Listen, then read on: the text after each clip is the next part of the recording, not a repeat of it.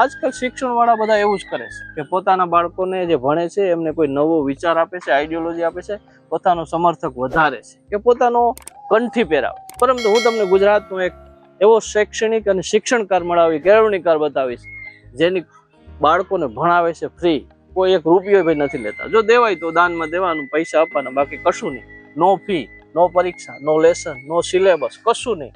અને એક જીવન લક્ષી શિક્ષણ આપે છે અને બાળકો તૈયાર કરે છે. આ માણસની ફિક્સ આ જે સંસ્થા છે એનો ફાઉન્ડર છે, બાંધોવાળા છે, જે એક કહેવાય ને કે જેણે શિક્ષણ સંસ્થા ઊભી કરી છે. આ માણસને હું સંભળાવું કોણ છે આ માણસ અને એની આખી શિક્ષણ સંસ્થા આટલી બધી બનાવવા પાછળનો આઈડિયા શું છે, એ શું છે, આખી એમની વાત હું તમને બતાવું. આવો મારી સાથે. હું છું જોગલ નાથા અને સાગર જોશી. અમે બંને મિત્ર આવી ગયા છે અમદાવાદ.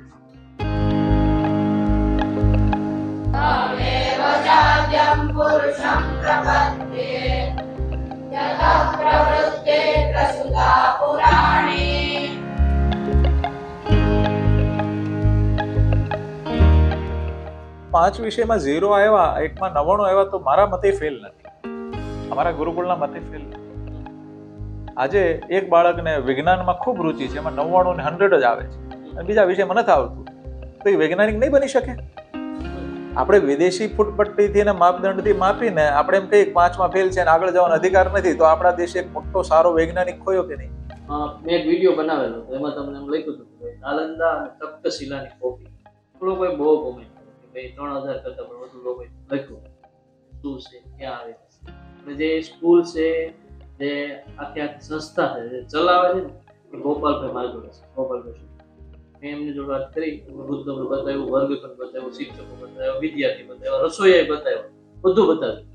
પણ જે થિંક ટેન્ક છે, જેને વિચારીને આખો કન્સેપ્ટ કર્યો છે, એમને હું તમને ગોપાલભાઈ, આમ તમને એમ કેમ વિચાર આવ્યો કે આમ બનાવ્યો તો તમારી પાસે પૈસા તો ઘણા બધા છે, મોટું બધું આયુ બંગલા એવી બધી વૈભવી બનાવી છે, પણ આવી આમ સામાન્ય અને આવી વિચારવાળી પ્રાચીન આવી બધી બધા વિચાર પાછળ શું કોઈ ગુરુ કીધેલું છે કે કોઈ તમને એમ કોઈ વિચાર તમારા સપનું હતું કે શું?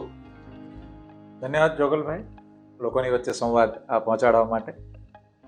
આ ગુરુકુળ શરૂ કરવા પાછળનો હેતુ બિલકુલ અમારા ગુરુની પ્રેરણા તો ખરી, સાથે સમાજ પ્રત્યેનું એક ચિંતન કે હજારો વર્ષથી ભારતમાં મુખ્ય આપણે ધ્યાન આપવામાં આવ્યું છે ચરિત્ર નિર્માણ. આ ગુરુકુળની અંદર અમારો જે મેઇન હેતુ છે એ ચરિત્ર નિર્માણ અને સર્વાંગી વિકાસ સાથેના બાળકો તૈયાર થાય. ચરિત્ર નિર્માણ એટલે આજે એક બાળકને ખબર હોવી જોઈએ કે મારા માતા પિતા સાથે શું વર્તન કરવું, ભાઈ બહેનો સાથે શું વર્તન કરવું, પ્રકૃતિ સાથે શું વર્તન કરવું, ગૌ માતા સાથે શું વર્તન કરવું, સમાજમાં મારે સમરસતા સાથે કોઈ ભેદભાવ વગર લોકોની સેવા સાથે અથવા સંવાદ કેવી રીતે કરવો, કોઈને ખાલી પૈસાના માપદંડથી ન માપી શકાય, સેવાની અંદર ભેદભાવ ના હોઈ શકે. અને સૌથી ઇમ્પોર્ટન્ટ, બહેનો દીકરીઓ, આજે કોઈને પોતાની બહેન પ્રત્યે કોઈ કમેન્ટ કરે તો ગમે આડીઅવળી, તો બીજાની બહેન પ્રત્યે કોઈ કેવી રીતે વાત કરી શકે? તો માતૃશક્તિ પ્રત્યે ખૂબ જ સન્માન હૃદયપૂર્વક આવે, એટલે દંભ ન હોય, એ બાળકને વિવેક હોય કે મારે ક્યાં શું વર્તન કરવું. આજે નાનપણથી એ ચરિત્ર નિર્માણ સાથે આપણે જ્યારે સિલેબસને તૈયાર કરેલો હોય અને એની વચ્ચે જે બાળક ઘડાયું હોય તો એ સાચી ભારતની ધરોહરને આગળ લઈ જઈ શકે. આની પાછળનો હેતુ એ છે. ખૂબ સુંદર પરિણામ છે. હું એમ જ કહીશ કે હકીકત ભારતમાં દરેક બાળકનો સારા જ્ઞાનનો અધિકાર છે. ભારતનો મતલબ જ જ્ઞાનમાં રત થાય. તો એ દિશામાં સર્વાંગી વિકાસ સાથે કે કર્મનિષ્ઠ હોય, કે ખૂબ સરસ મજાનું એમને કામ કરવાની ક્યારે શરમ ન હોય, કોઈ કામ નાનું નથી, કોઈ કામમાં ભેદ ન હોય, નાનું મોટું ન હોય. જેને કામ કરવું છે, જેને નિષ્ઠા સાથે કરવું છે, જેને ચરિત્ર સાથે જીવવું છે, એમ કોઈ દિવસ વાંધો આવે? એ મુક્ત થઈ જાય. વિદ્યા મુક્ત કરનારી હોય ને, બંધન મુક્ત. બીજું નિર્ભયતા આપનારી હોય કે જેને ભય ન હોય. હવે જેની ક્ષમતા હોય, આ પાછળનું ચિંતન આ છે. પણ બધા મિત્રો એવું કહે છે, ગોપાલભાઈ એવું કહે છે કે આપણી પાસે જગ્યા નથી, 3 વર્ષ બુકિંગ છે. હા, તો આનો વિકલ્પ આજ છે, આજ રહેશે કાયમી કે ભવિષ્યમાં ક્યારે ખુલશે? આ તો વેકેન્સી જેવું છે કે આ તો પૂરું થઈ ગયું, હવે ભરતી આવવાની જ નથી. તમારું શું કેવું? જો આ વિદ્યા એ બધાનો અધિકાર છે. પહેલી વાત, અમારા માટે ખુશીની વાત છે કે કેટલા લોકોને રસ જાગ્યો છે. એટલે જે કોઈ ગુરુકુળ કરવા માંગશે એને અમે આ સિલેબસ દેવા તૈયાર છે. બીજા રાજ્યોમાં ઘણા લોકો અહીં આવીથી શીખીને ગયા છે અને કરી રહ્યા છે. અમારી આર્થિક વ્યવસ્થા વધશે અથવા સમાજ જોડાશે એટલું અમે આને વધારીશું અને આ સમાજની સાચી જરૂરિયાત છે. કેમ કે આજે એક બાળક છે, નાનો બાળક, એને ખબર હોય કે મારે વિરોધાર આ દૂધ સાથે આવું રીતે ન ખવાય, ફળ ને શાક, એ ઘરે જઈને કહેશે, બીજા લોકોને શીખવાડશે. તો એકચ્યુઅલી કઈ રીતે શું ખાવું જોઈએ જેથી કરીને સ્વાસ્થ્ય સારું રહે, મન કેવું હોવું જોઈએ, ચરિત્ર નિર્માણ સારું રહે અને કામ કરે, આનો કોઈ દિવસ વાંધો ના આવે. તો એવી રીતે ભારતમાં દરેક જગ્યાએ, અમે તો સરકારમાંથી બહુ સરસ મજાનો બધાનો અભિગમ હોય છે, જે એમાં પણ શિક્ષણ નીતિવાળા લોકો, કેન્દ્ર સરકારથી NCERT ની બધી ટીમો આવતી હોય છે. અમારો તો એક જ ભાવ છે, ભારતમાં દરેક ખૂણે કોઈ પણ એજ્યુકેશન પ્રણાલી હોય, આવો સમજો, તમારી દરેક જગ્યાએ દરેક બાળકને સમજવાનો પ્રયત્ન આપણે કરવાનો, એને સાચા ચરિત્ર સાથે આપણે પાછા ઊભા કરીએ અને બીજી શાળાવાળા આવે, સમજે અને આ શીખવું જોઈએ. આવે છે, ઘણા બધા લોકો આવે છે, ઘણા બધા ભારતભરમાંથી ગુરુકુળ ચલાવતા હોય એ લોકો આવી રહ્યા છે, અલગ અલગ શાળાવાળા આવી રહ્યા છે, જે અલગ અલગ એજ્યુકેશનમાં જોડાયેલા ઉચ્ચ અધિકારીગણ પણ આવતા હોય છે.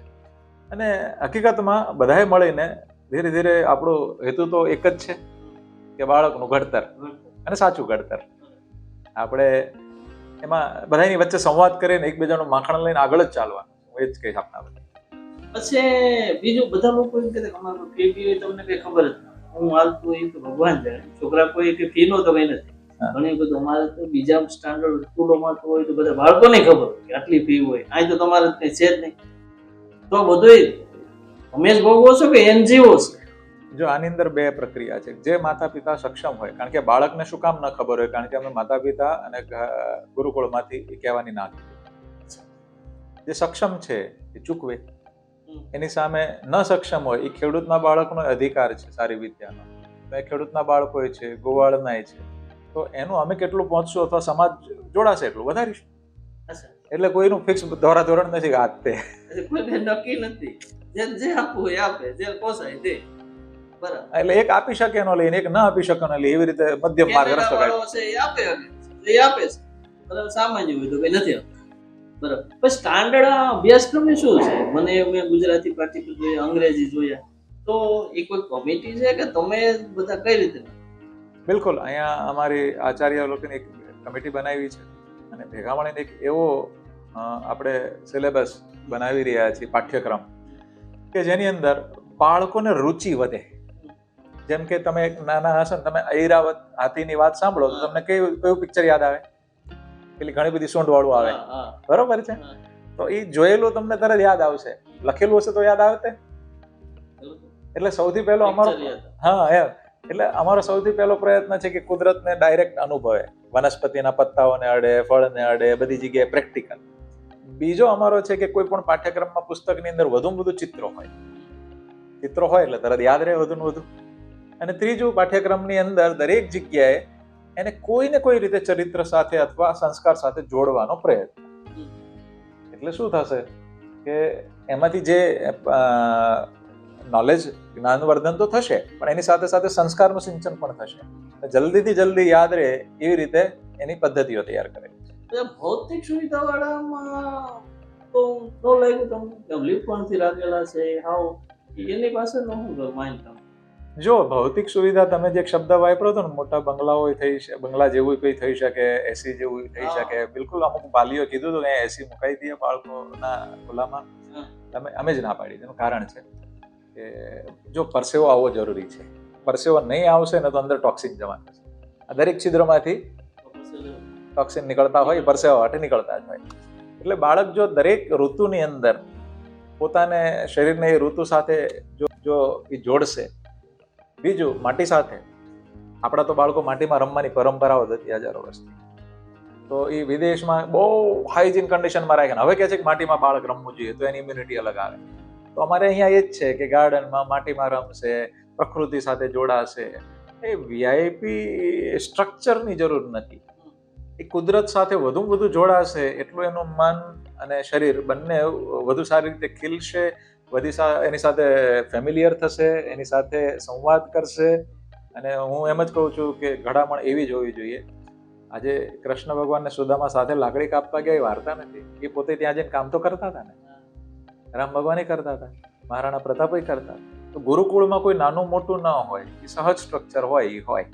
રમત ગમત માટે બિલકુલ બાળકોને હોવું જોઈએ, ખૂબ રમત ગમત કરવાની, રોજ એને કંઈક ને કંઈક રમત ગમત કરવાની. એટલે જીવનમાં બધાય રસ જરૂરી હોય ને એ ટાઈપનું એક સર્વાંગી વિકાસ વાળું બાળક કેવી રીતે બની શકે એવો અમારો પ્રયત્ન છે.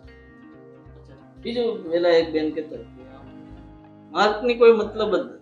હા, માર્ક કઈ નહીં, તું તારે 50 આવ્યા મારે 32 છે. અમારા વાલીઓ કોઈ આમ ગણે નહીં કાપી દીધું એક માર્ક. અમારે બહુ માથા કૂટ, વાલી માથે ઉભી રસ્તે હતી છે કે ભાઈ આમાં એક ઓછો માર્ક છે, મારા ચિંટુ નો છે. તો એવો માહોલ આમ કઈ એવું અહીંયા કઈ બનતું જ નથી. એનું કારણ છે અમે બાળકને સમજવાની પરંપરામાં પ્રયત્ન કરીએ છીએ. આજે અહીંયા એક બીજો કન્સેપ્ટ એ છે કે બધા વિષય ભલે પીરસવાના, કોઈ બાળકને અમુક વિષય નથી સમજણ આવતો તો વધુ સારી રીતે સમજાવવાનો પ્રયત્ન કરવાનો. પણ 5 વિષયમાં 0 આવ્યા, એકમાં 99 આવ્યા તો મારા મતે ફેલ નથી, અમારા ગુરુકુળના મતે ફેલ નથી. આજે એક બાળકને વિજ્ઞાનમાં ખૂબ રુચિ છે, એમાં 99 ને 100 જ આવે છે, અને બીજા વિષયમાં નથી આવતું, તો એ વૈજ્ઞાનિક નહીં બની શકે. આપણે વિદેશી ફૂટપટ્ટીથી ને માપદંડથી માપીને આપણે એમ કહીએ 5માં ફેલ છે અને આગળ જવાનો અધિકાર નથી, તો આપણા દેશે એક મોટો સારો વૈજ્ઞાનિક ખોયો કે નહીં? કોઈ એક બાળકને ગણિતમાં ખૂબ રસ છે, એમાં 100% આવે છે, બીજામાં નથી આવતા કોઈ પણ ભાષામાં કે કોઈ જગ્યાએ, તો એને આપણે રોકી દીધો તો મોટો ગણિતજ્ઞ આપણે ખોયો કે નહીં? એવું નહોતું ભારતમાં પહેલા. 5 પાંડવ હતા, એકને ગદા, એકને ધનુષ, એકને ભાલો આપ્યો, એક જ ગુરુ હતા. એટલે બાળકોને સમજવાની પરંપરા હતી. હું આપના માધ્યમથી એ જ કહીશ કે દરેક જગ્યાએ વાલીઓ, આચાર્યો બાળકોને સમજે અને વધુમાં વધુ સારી રીતે પોતાના આચરણમાં જે હશે એ બાળકોમાં વધુ ઉતરશે. માતા પિતાના આચાર્યોમાંથી બહુ ઉતરતું હોય છે. એટલે એ આચરણ સાથે બાળકોનું એક સરસ મજાનું ઘડતર કરે, જે સાચો ભારતીય બને, વ્યસનથી દૂર રહે. અને આવી રીતે એને જેમાં રુચિ છે એને પણ સમજવાનો છે. એને ગમતા રુચિકર 2-3 વિષયમાં એને PhD લેવલની નોલેજ અને સ્કિલ આપી તો એ બાળકને કોઈ દિવસ કોઈ પાછો નહીં લઈ શકે. એમાં એમની પાસે જે સ્કિલ હશે એનું સ્વાભિમાનથી ઘરે ચલાવશે ને આનંદ આપશે. તમને એક સીધી વાત કહું કે આજે એક બાળકને ચિત્રકામ ગમે છે અને એ ચિત્રકામ કરે છે બહુ સારી રીતે. એને તમે બેંકના મેનેજર બનાવી દો અને કહો આટલો ટાર્ગેટ છે ને આટલો પૂરો જ કરવાનો. હવે એને સ્ટ્રેસ આવશે કે શું થશે? હવે એને ચિત્ર કરે છે, એનું ઘરે ચાલે છે, તેને રાત્રે 12 વાગ્યા સુધી ચિત્રકામ કરશે તો ભાર લાગશે કે મજા આવશે? એટલે આનંદ સાથે એનું જીવન ચાલ્યું અને ક્રિએટિવિટી દેશને બહુ સારામાં સારું એક એની એવું વ્યક્તિત્વ મળ્યું કે એ વિષયની બહુ ઊંચે લઈ જઈ શકે. એક છેલ્લો પ્રશ્ન, તમે પોતાની આઈડિયોલોજી કેમ વિકસાવી? સંસ્થાઓ તો બધા ચલાવે છે, પોતાની આઈડિયોલોજી હોય, પોતે માનતો હોય, પોતાનું પરસેપ્શન હોય કે આ વસ્તુ હોય, બધી ખાલી સામાન્ય કોઈ, તો તમે એમાં કઈ માનતા નહીં? જો મને ઘણી વખત ઘણા લોકો કહેતા હોય કે તમે આ પરંપરા ઈશ્વરમાં માનો છો, તો તમે આ ગુરુકુળમાં કેમ એ નથી? અથવા અમારા પરિચિત એમ કે તમે એમાં માનો છો, ઈ જ સાચું છે એમ. અને હું એમ કહું છું કે બધું સાચું છે. કારણ કે આજે જો અહીંયા છે ને કોઈ શિવ પરંપરામાંથી માનતા બાળકો છે, કોઈ કૃષ્ણ ભગવાનની પરંપરામાં માને છે, કોઈ સાકારમાં છે, કોઈ નિરાકાર છે, કોઈ જૈન પરંપરાથી છે. હું એમ કહું છું કે બધાને પોતપોતાના ઈષ્ટદેવ ને યાદ કરવાનો અધિકાર છે. આજે સારી જગ્યાએ મોટી દુર્ભાગ્યની વાત છે, કોઈ પરંપરાના ગુરુકુળને ત્યાં કોઈ બાળકને મોકલ્યો એટલે એની જ પૂજા અને અર્ચના ચાલુ થઈ જાય, ત્યાંથી બાળક બહાર નીકળે એટલે પોતાના ઈષ્ટદેવને નાનું ફીલ કરાવી દે છે બીજી સંસ્થાઓ, અને એની એ જ સર્વોપરી એવી સ્થિતિ થઈ જાય. જ્યારે અમે એમ માનીએ છીએ કે ઉપર એક જ છે. એ ભગવાને જ કીધું છે તમે જેવા રૂપે જેવા સ્વરૂપે જે રીતે ભજશો હું મળીશ. બરોબર છે? તો તમને એમાં શાંતિ મળવી જોઈએ. કોઈના બાળકોની એની હજારો વર્ષની ઘરની પરંપરા ભૂલાવાનો આપણને કોઈ અધિકાર નથી.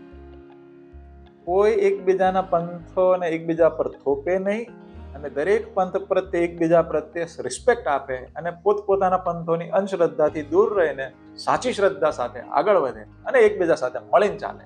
એ અમારો ભાવ છે. અને હું પણ આપના માધ્યમથી એ જ કહીશ કે ભારતમાં ચાલતા તમામ ગુરુકુળો દરેક બાળકને પોતપોતાની પંથોને અંદર વધુ સારી રીતે ગતિ કરે એટલી સ્વતંત્રતા જરૂર આપે, પોતાની વસ્તુ થોપે નહીં, તો સાચો સનાતન પરંપરાનો વિકાસ દેશમાં નહીં દુનિયામાં જશે. તો મને એમ છે કે બહુ ઘણો બધો વિડીયો ફોટો પણ ગોપાલભાઈ પાસે બહુ અઢળક નોલેજ છે. ગૌ ગાય હોય છે અને આ સંસ્કૃતિ ગુરુકુળ છે. અમે અમને તમને આખું ગુરુકુળ બતાવવાનો પ્રયાસ કર્યો છે. લોકો પૂછતા હતા લોકેશન ક્યાં આવશે, સિલેબસ કોણ છે, શિક્ષક કોણ છે, કેટલા વાગે ઉઠે છે, શું જમવાનું છે, બધી ડિટેલ તમને આપી દીધી છે. હજી ભાઈ તમને કોઈ query હોય તો નીચે પ્રશ્ન કરો. ભવિષ્યમાં આપણે ટાઈમ મળશું તો ગોપાલભાઈના સારા સારા કોન્સેપ્ટના વિડીયો બનાવશું. બસ આટલું. અને એમની સંસ્થા છે દીપે સમાજ પણ કદર કરે. સમાજનો બે એક રવૈયો છે, કમસે કમ તમારા બાળક તમે બી જોવો આવો જાણો, એ એક સમાજ દીપે સારી વસ્તુ માત્ર કોમેન્ટ નહીં કરવી, પણ આપણે આપણું પોતાના વતનમાં કે આપણા શહેરમાં કે આપણા આજુબાજુ કે સારી વસ્તુ હોય તો એક વાર નિરખવું અને માઉથ બે માણસો થાય તો વાત બી કરવી. એક આપના માધ્યમથી વચ્ચે કહી દઉં કે અહીંયા 2 મહિના કે 3 મહિના પછી દર રવિવારે બીજા સમાજના બાળકો જનરલ સ્કૂલમાં ભણતા અહીંયા આવીને અમુક વિદ્યા પ્રાપ્ત કરી શકે એવી અમે એક શરૂઆત કરવા જઈ રહ્યા છીએ. એટલે એમાં સંખ્યા અમે સવારથી સાંજ સુધીની બધું લઈ શકશું. એટલે સ્વરક્ષણનો વિષય હોય, અમુક ગણિત હોય, સંગીત હોય, સંસ્કૃત હોય, એટલે બીજા લોકો મોટેથી લઈને નાના બધા ધીરે ધીરે જોડાઈ શકે અને એ ચરિત્ર નિર્માણ એ દરેક બાળકનો અધિકાર છે, એનો પ્રયત્ન કરીશું. બરાબર. બસ આટલું. જય જય ગરવી ગુજરાત.